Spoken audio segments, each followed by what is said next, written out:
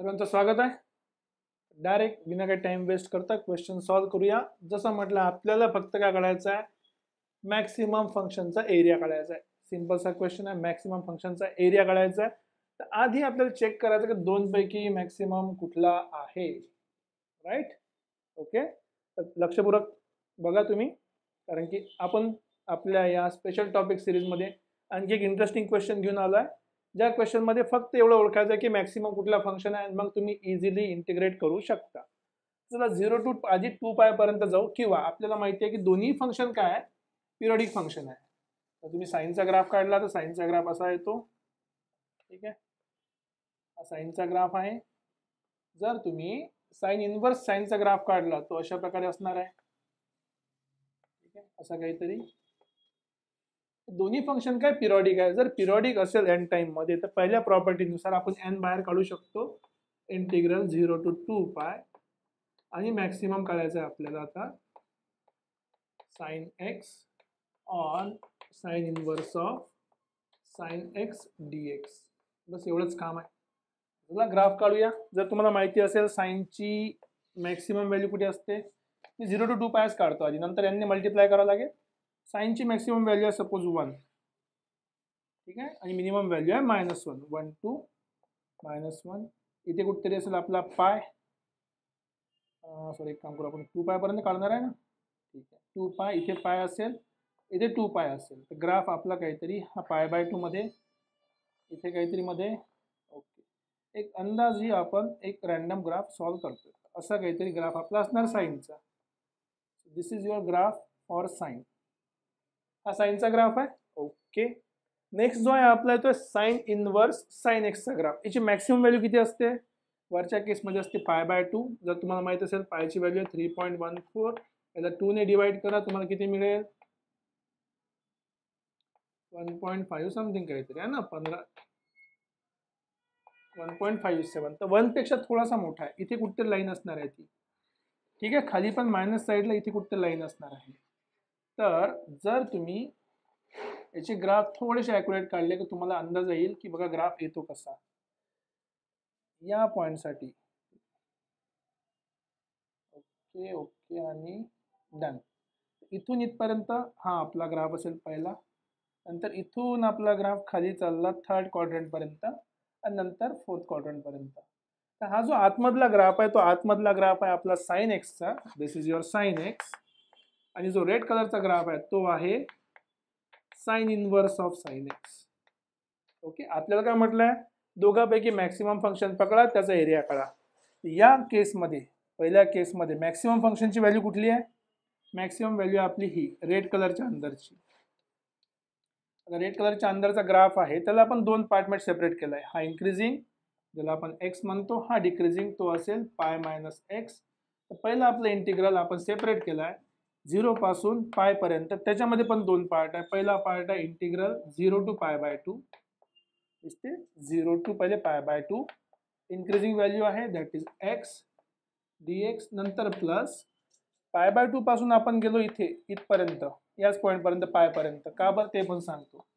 So π/2 to π, फंक्शनची value π - x dx. आता plus, जसं तुम्ही याच्या पुढे जाणार, याच्या पुढे मध्ये व्हॅल्यूज निगेटिव्ह आहे. जेवढ्या खाली व्हॅल्यू असणार, निगेटिव्ह असल्यामुळे जेवढ्या खाली तेवढी व्हॅल्यू कमी. आपल्याला पाहिजे मॅक्सिमम, तर ही तर मिनिमम झाली. तर मॅक्सिमम व्हॅल्यू कुठली आहे, मॅक्सिमम व्हॅल्यू आपली आहे फक्त साइन एक्सची. ही आहे तुमची मॅक्सिमम व्हॅल्यू. मॅक्सिमम व्हॅल्यू कुठून कुठपर्यंत घ्यायचं आहे, इंटिग्रल π पासून 2π पर्यंत. सो π टू 2π फंक्शनची व्हॅल्यू आहे साइन एक्स dx. राईट, एवढंच काम होतं तुमचं. बस या इंटिग्रेशनला तुम्ही जर सॉल्व्ह केलं तर हा क्वेश्चन खूप इझी आहे. चला आपण सॉल्व्ह करूया. एक्सचं इंटिग्रेशन x²/2. ठीक आहे, लिमिट 0 टू π/2. ठीक आहे, प्लस पायचं integration πx - x²/2. Limit 0 sorry π/2 to π.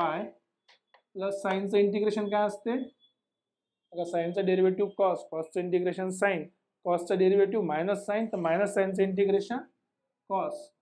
This is becomes cos of limit, अच्छा मायनस आधी काढून घ्या, काही प्रॉब्लेम नाही, पाय टू 2 पाय, दॅट्स इट. चला upper limit lower limit put करायची आहे. इथे लोअर लिमिट ठेवायची गरज नाही, अप्पर लिमिट पुट केली, पाय स्क्वेअर बाय 4, 4 इंटू 2, हा झाला पाय स्क्वेअर बाय 8. बघा पायचा स्क्वेअर, 2चा स्क्वेअर 4, 4 इंटू 2 8, प्लस आता इथे बघा आधी अप्पर लिमिट पुट करतो, पाय इंटू पाय हा झाला पाय square, minus pi square by 2, नंतर यातून मायनस करायचं, लोअर लिमिट पुट करायची आहे, हा झाला पाय स्क्वेअर बाय 2 आणि मायनस पायचा स्क्वेअर, 2चा square 4, 4 into 2 8, minus cos of 2 pi, cos of 2 पाय ग्राफ माहिती असेल अशा प्रकारे, cos of 2 pi, cos of 2 पाय झाला 1, मायनस कॉस ऑफ पायची व्हॅल्यू असते -1. That's it. किती सिंपल सिंपल सुरू आहे. सो n टाइम्स, सॉल्व करणं सुरू करूया. पाय स्क्वेअर 8 प्लस पाय square minus pi square by 2, ठीक आहे, मायनसनी मल्टिप्लाय करा, again minus pi square by 2 minus minus plus pi square by 8, okay, नंतर मायनस मायनस प्लस 1 आणि 1 2, सो -2. That's it. बघा अर्धा आणि अर्धा 1 होते, सो 1 आणि 1 कॅन्सल, एक पाय स्क्वेअर बाय 8 प्लस 2 पाय, दुसरा पाय स्क्वेअर बाय 8, तो झाला 2 टाइम पाय स्क्वेअर बाय 8, म्हणजे हा झाला पाय स्क्वेअर बाय 4 आणि -2.